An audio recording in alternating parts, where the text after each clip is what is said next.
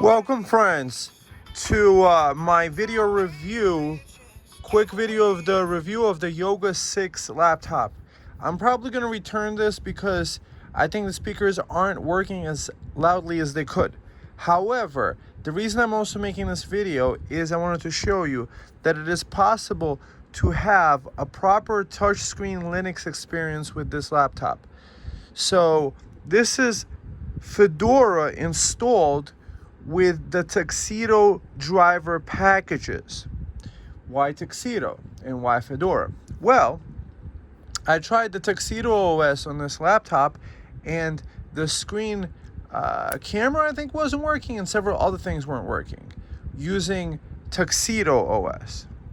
It's a 2-hour long video. I don't know if you guys want to watch it. It was with the brother of this computer. This is the 7530U processor computer. I bought it refurbed on auction, and yeah, so 256 gigs of SSD, 16 gigs of RAM. The touchscreen functionality is pretty decent, except when I'm trying to show you guys. So this is the speaker volume. It probably could be better. It doesn't sound like as maximum that it should possibly. So the buttons work. This is a non-standard keyboard layout. I didn't know I was getting this. I don't know what country this is from. Put your comment below. This print screen button, you have to do function, print screen. Function and then print screen, and then you could do a print screen. So that works.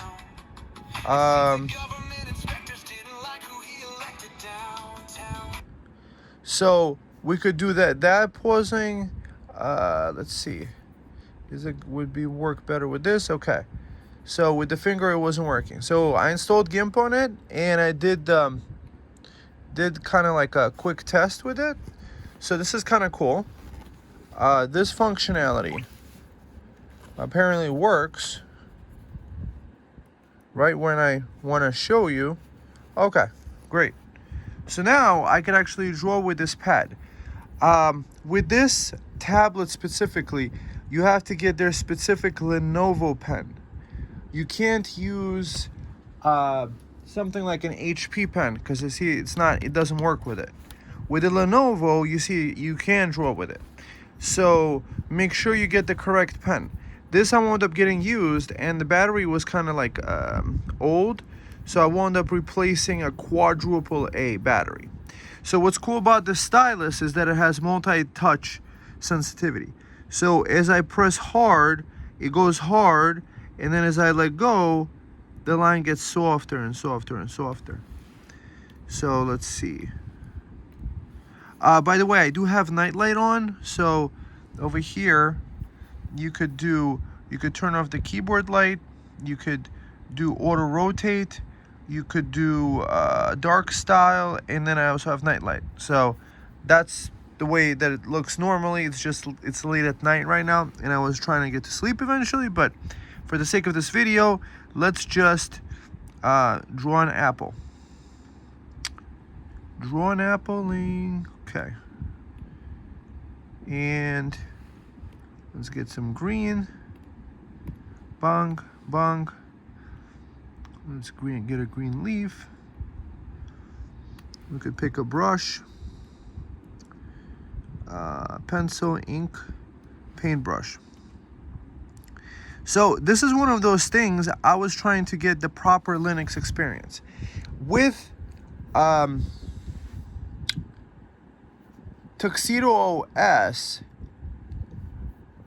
there were some things that weren't working on the other one. The brother to this, with a slightly different keyboard, with a slightly different orientation, with a 7730U processor. The most important part that we should know is that if you install Fedora is very simple to install. I would say it's just as easy as installing with Windows. You just make a USB drive.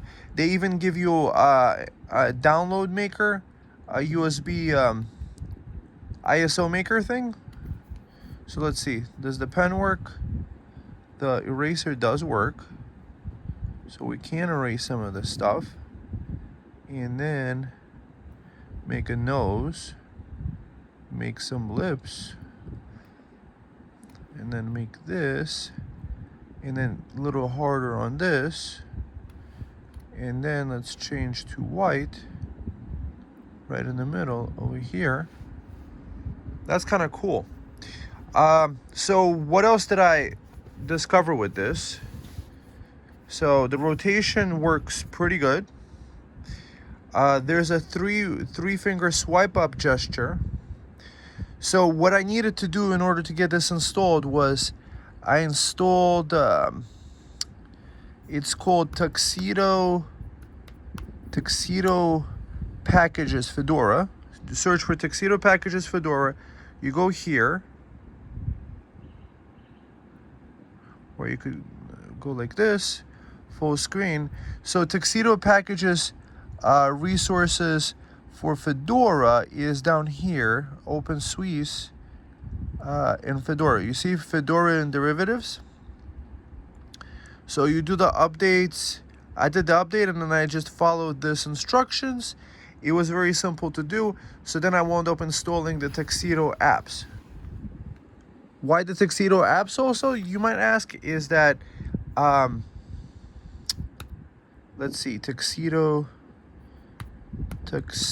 Center. So we got the Tuxedo Control Center. So this is kind of cool. Dashboard, profiles. So you could select, you could do, for the quietest operation, you could do cool and breezy, or you could do like some sort of like power save mode. I like this mode because it probably saves the power because you're not wasting power doing electricity stuff. So if you go to tools, there's keyboard backlight. I don't know what this tool does. If you go to webcam, you see, you can see me talking, so it's not slowing down.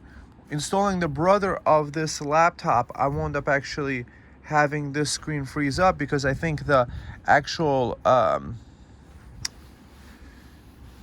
what can I do? Because I think the actual stuff was not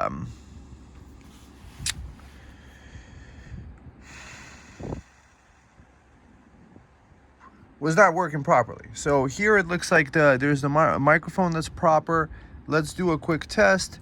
Microphone, camera. Let's see, camera. Let's do camera. Allow app to do the microphone stuff. Then we could do video recording, and then we could do a record. Hey, I'm recording myself talking. So we're gonna see if the actual camera works. And for a webcam, this is pretty decent. It's not the best, not the worst. You know, obviously the cell phone camera is much better. So if you're probably doing a video conference, it might be easier to use a cell phone anyway. So making that quick clip, we just do that, and then we could go and watch this. Hey, I'm recording myself talking. Oh, so shoot. I think this laptop has been water damaged, because this is not supposed to sound like this distorted. And for a webcam, this is pretty decent. It's wow, okay. I got a feeling it might be this laptop, that it's not the fault of the Linux install. So that's kind of interesting testing it out. Not the worst.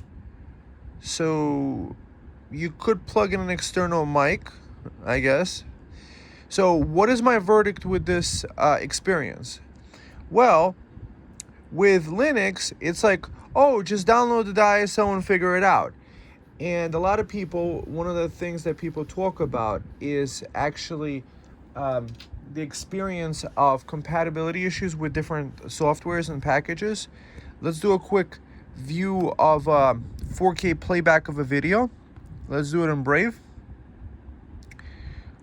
So we heard the sound of the music. maybe there was some sort of microphone gain. So I wouldn't hold this against this laptop, but I am returning it anyway. Let's do OLED test. Let's do OLED test. OLED test. Let's watch this unbelievable HDR and turn off the sound because everything is so copyrighted. It's redonkulous. Anytime now. Trying to have everything smooth and snappy here. Let's try maybe experience. Oh, right when it loaded, I clicked on another one. Okay, it's fine. Let's do this. So now it's playing at 8K. No, 4K actually. Stats for the nerds. So this is a glossy screen. It is doing a playback. Let's do in another song. Running out of time. Yeah, they're trying to start wars and stuff nowadays. Yeah, I think the speakers are not right on this laptop. That's why I'm happy I bought it on eBay that I could return it. 112. That's the thing. Sometimes you win, sometimes you don't. And if you could return something, it's fine. So that's kind of cool. What I do like about it is that ease of like holding it like this. That's kind of nice. So the only aluminum part is only up here. I think this might be aluminum. The bottom part is plastic, and so is the other plastic. The thing that I did find that it doesn't work for me is this fingerprint button. So the fingerprint seems to be like one of those things that is not available on this laptop. So if you were trying to do a fingerprint, I turned it off from asking passwords for the thing. So that's kind of cool. Like you're watching a video, you just pauses for a second, and then you want to continue to watching it. Bang. So I guess when you load it up, it does do a little bit of drops. However, if you didn't have the stats for nerds, you wouldn't even notice it really. Because these video montages that they take, they're probably at 30 frames a second anyway. So 302 frames. And then at the same time, if we try this guy at 1080p 60,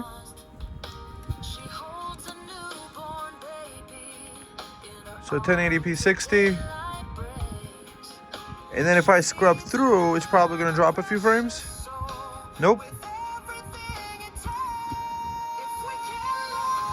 So with its Vega graphics, probably you would want to run your YouTube videos at 1080p. So look, it's scrubbing through pretty good. Only 2 dropped frames. That's probably like on the loading of the video.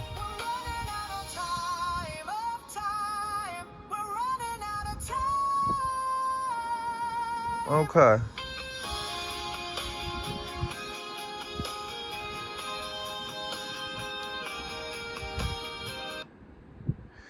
So what are my conclusions with this laptop? Well, it is a really decent laptop. The price is really reasonable. I think original price might have been like $600 to $800 with it. I didn't open this laptop up in this video because in the previous video, it's an hour and 50 minutes long.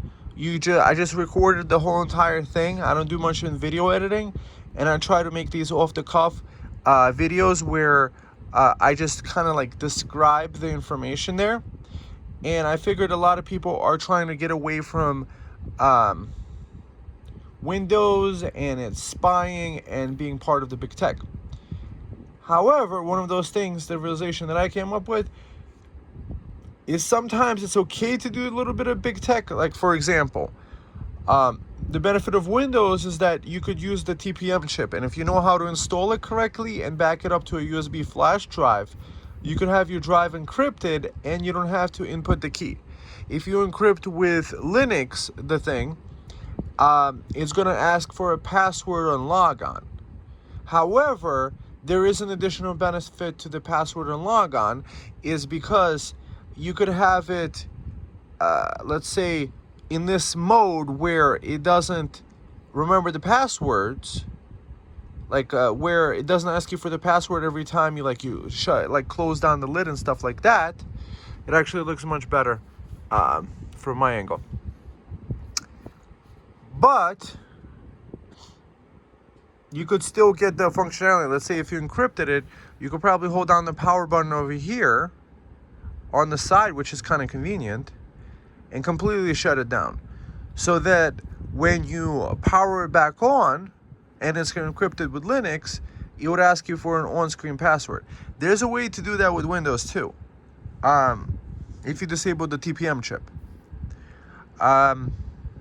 So I'm just thinking about options people might want for like the extra security. It's like, okay, so if I just hold down the power button and then once I'm at home, I don't care if it's unencrypted because I just want the ease of use. I just want to pop open the screen and just be able to use it.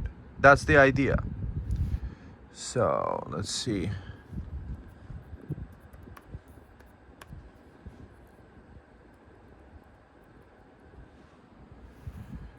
Okay, log in. And that's the Fedora login screen. You could do a switching between the desktops. You could do the Windows key in order to, I guess, triple click it to do that. Open up, let's say, Brave. Does Brave remember our positions? Allow, whatever. So we just sent a report. And then we could do edit. Oh, it crashed because we held the power button. No, I just like this idea of being able to just watch the music video and watch your YouTube. So you're like watching this content and you're like, hey, I want to try out Linux. So I pretty much explained it all. That if you want a laptop that does have it, so you do have to buy this pen separately. Make sure it's compatible for Yoga 6. And if you get the Yoga 6, and if you get any of the Yogas, probably you would need the compatible pen. The benefit of getting the other laptops like HP Screen Technology actually uses this kind of pen. This pen you can work with the Microsoft Surface tablets. So it sounds like the Microsoft and HP do share the technology, and they don't like to play well with others. So these guys have to have their own proprietary pen. But what's cool about this pen, unlike the HP pen, is that it has this holder that you could plug into the USB port over here and carry it around like that. And you see, it only blocks the micro SD slot card. And if you really need to get to the micro SD card slot, you could always pop it off. So you have a very, very safe and convenient way to carry the pen in case you needed to use this as kind of like a drawing tablet. And you still have access to this USB port over here. See, that's kind of cool. The two USB-C ports are nice because apparently the video display output, and you have the HDMI for video presentation. I think it's one of those crappy HDMI ports that it probably doesn't do more than 4K 60 or 4K 30 or maybe 1080p. I don't know. I don't remember. I haven't checked out the standard. I'm not trying to connect monitors to this right now. However, you probably could. If anything, if I would connect monitors, I would connect it through one of these two ports. I would just connect it to a USB-C dongle. See that this goes to a USB-C hub that gives power and Ethernet to the laptop. So I'm charging it and using it at the same time without having to use Wi-Fi stuff over here. So what I am liking about Fedora is the ease of use and functionality. Everything just set up really nicely. Out of the box, I don't think the functionality was as great. Again, that Tux software keeps this like very, very, the sound is very low on this computer. I could barely hear the sound blasting, and it even sitting on the bed. The bottom of the laptop is not heating up too much, which is kind of good because that's one of those things I think Linux might have. Unless you have the Tux drivers, it might actually overheat the system. to a point where it might not be running the stuff as well as it could. If you know what I mean. You know, you don't want your lap to be kind of like... So we got 16 frames dropped. After all that, that's pretty good. 17 dropped, it's doing a 1080p. The screen is pretty decent, it's an IPS panel. The viewing angle is pretty decent.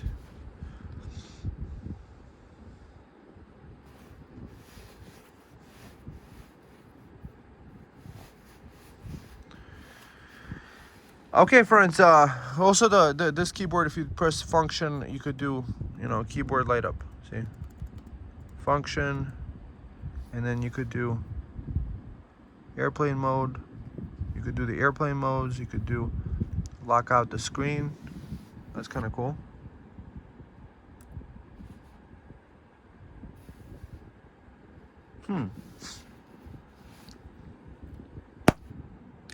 All right, friends, that's all, folks.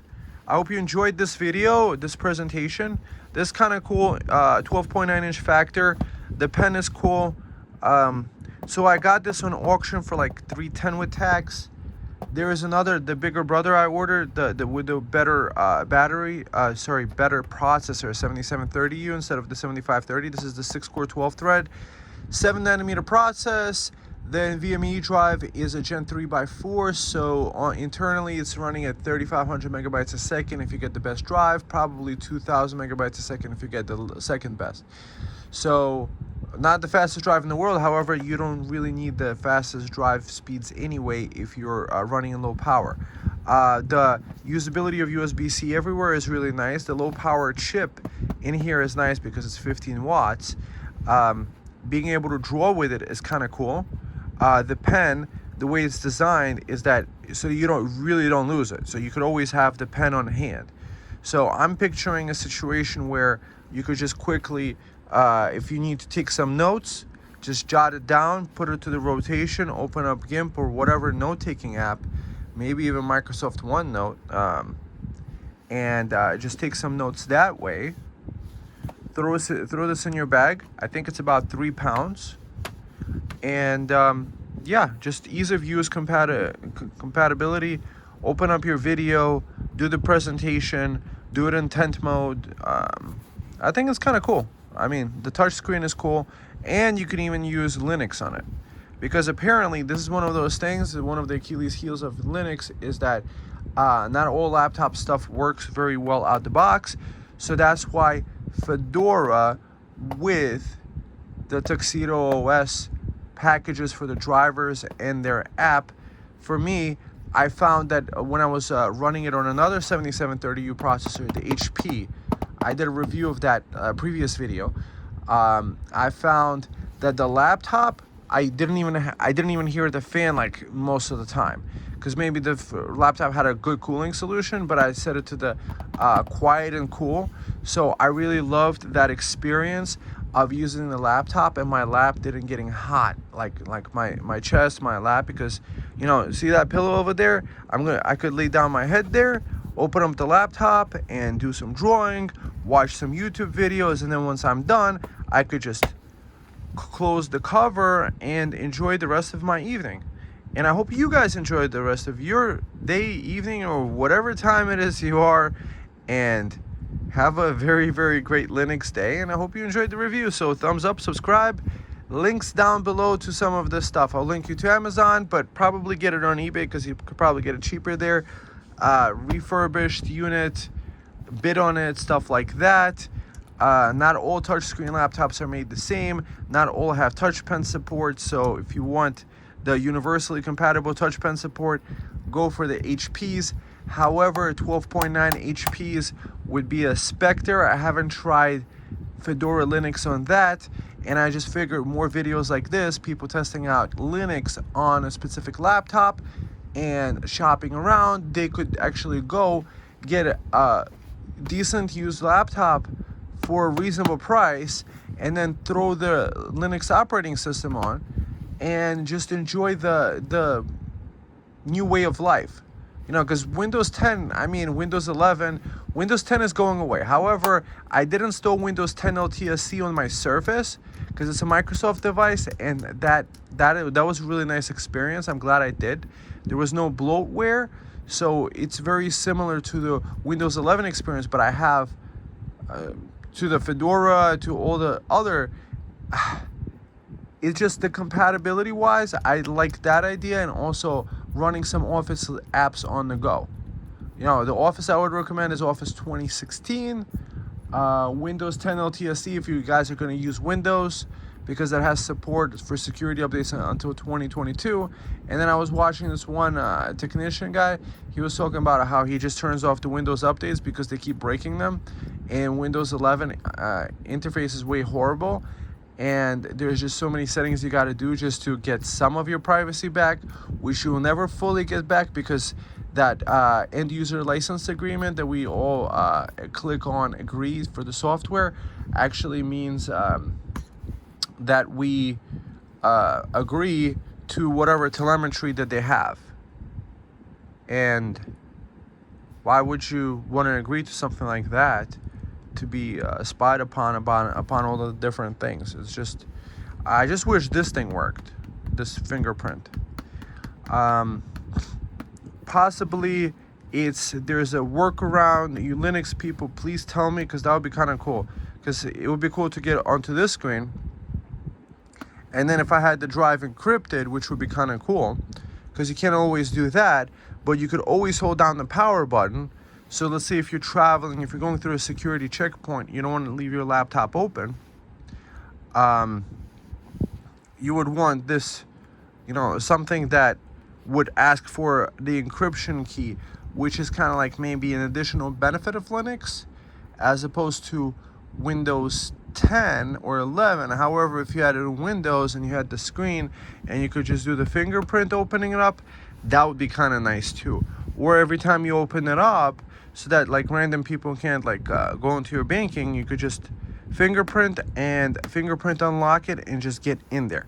That's probably one of the ideas. However, I'm doing distro hopping, but not on my, see, like the way that I'm doing it is I'm just adding to my life. I'm not subtracting anything. Using Linux should not be taking away from your life. I'm kind of like Chris Titus on YouTube. Shouts out to him. Good guy. So what he talks about, he has Windows, Mac, and Linux. See, like, I have a MacBook Pro up here. This thing has the best sound. If you want the best sound quality for your podcast, MacBook Pro, especially the 16-inch, the bigger they get, the bigger the sound stage. The MacBooks are nice. That over there is an HP with the Windows 11 OLED screen. Below it is an HP with not the Fedora, the Tuxedo OS. And that one has a Zorin OS, and below it is an iPad. Look. And then I have a desktop PC back there too. But let's just forget about that. You know, it's just kind of cool playing around with the different devices and just getting down with the thing. So I don't know if you guys like this kind of like long talk. You know what it is? I got a feeling that this whole thing, I'm not getting paid to make this video. And it might be a long time before I get like, whatever, 50 million subscribers like PewDiePie, or 100 million, before any views actually count for anything. So I'm kind of doing it out of the passions, and I'm having fun. So it's kind of like my way of reviewing cool tech and sharing my findings with the world, in the good feeling where there could be like one guy out there, it's like one gal out there that's like, oh, I've been meaning to install Linux, however, I just found it quite complicated. Which distro do I use? There's like 50 billion of them. So the cool thing about Fedora is that it has corporate sponsorship. So I guess they install it on corporate like production hardware. Tuxedo makes computers, so they have to install the drivers in all their computers to make them all work. And that's how I found out about Tuxedo having a 2-in-1 like rotation device with like pen support. I'm like, and they're giving away the software for free. Why don't I try it out? However, their Tuxedo OS, it uses this thing called KDE Plasma, and it looks like Windows, but it's not Windows, and it's more I don't like the experience as much as I am with the Fedora. The Fedora seems more universal experience. It's a mix between Windows 11 and 10. Has a lot of Windows 11 and Mac, like with the thing in the middle. It's very user intuitive. I found it a lot more intuitive than I did with the KDE Plasma and Tuxedo. Maybe I just didn't play around with it long enough. However, the video camera wasn't working on that one. However, maybe it's not fully working either here, or maybe the microphone is broken on this computer. I don't know. So I did buy a used computer, so you have to kind of like test these things out. Is the microphone working? Is all that stuff? You wouldn't be getting on the Zoom call and sound like a robot, right? I mean, you could. However, you're trying to be like professional and stuff, right? Okay, guys. Thumb up. See you in the next one. And God bless. Bye.